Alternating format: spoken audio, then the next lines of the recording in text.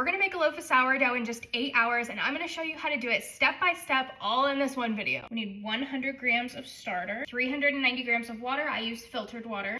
And we're just gonna combine the starter and the water. Then we need our flour. I use King Arthur's unbleached bread flour. And we're gonna do 530 grams. Next, we need salt. I'm using pink Himalayan salt, but you can use literally any type of salt. We're gonna do 10 grams. And just combine all that together until it turns into a shaggy dough. I'll show you what a shaggy dough looks like. Here is our shaggy dough. Now we're just gonna leave this to sit on the counter for 1 hour before our first set of stretch and folds, and I just cover it with a shower cap. I get these off Amazon. I have everything that I use to make my sourdough linked in a sourdough category on my Amazon storefront. It's time for our first set of stretch and folds, so I'm going to wet my hands. And we're going to stretch and fold 8 times. So 1, 2, 3, stretch, fold, 5, 6, 7, 8. Now we're going to cover it back up and let it sit for 30 minutes before our next set. It's time for our second set of stretch and folds. I'm gonna wet my hands. I'm just gonna do the same exact thing. So go around and stretch and fold 8 times.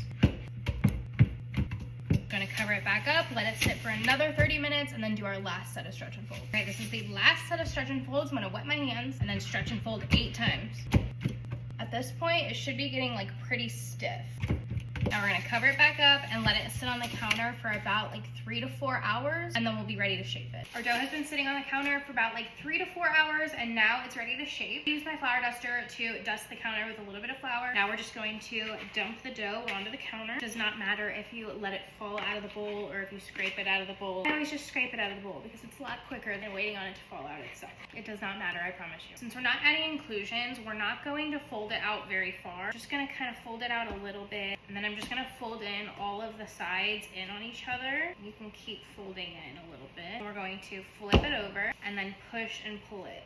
So push, pull, push, pull, push, pull, push, pull. Just kind of like putting your hands underneath and then pulling it to create tension on the top. Kind of just do this until it feels like nice and tight. That's perfect. I'm gonna use my flour duster to dust my banneton basket, and then we're just gonna take the dough, flip it over, and then plop it into the basket. Now we're just gonna let this sit on the counter for like 1 hour to 2 hours, and then we will bake it. I've got my oven preheating to 450, and my Dutch oven is inside of the oven right now, so it's gonna preheat in the oven for as long as it takes for my oven to get to 450. We're gonna get a sheet of parchment paper. Our loaf is fully proofed, so we are going to take it out of its basket, and we're just going to flip it down onto the parchment paper. You don't have to do this part, but if you want your scoring to stand out more, then use your little flour duster to dust the top of the loaf with flour. I do this every single time I make a loaf because I think it just makes them turn out so pretty. And then we're just going to spread the flour across the loaf. I'm gonna use my little scoring tool. You can also just use a razor blade. I think one of these tools is like a lot safer than just like holding the razor blade. And you can just do like a normal scoring, like a C or just like a cross. I like to do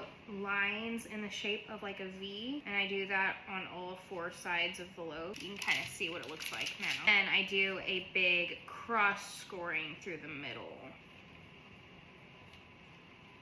My oven is done preheating, so I just took the Dutch oven out of my oven, take the loaf, and lower it down into the Dutch oven. We're just going to cover it back up, and we're going to let it bake for 30 minutes with the lid on. And then we will take the lid off and put it back in. It's been in the oven for 30 minutes, so now we're going to take the lid off. This is like the reveal of whether or not it turns out good or not.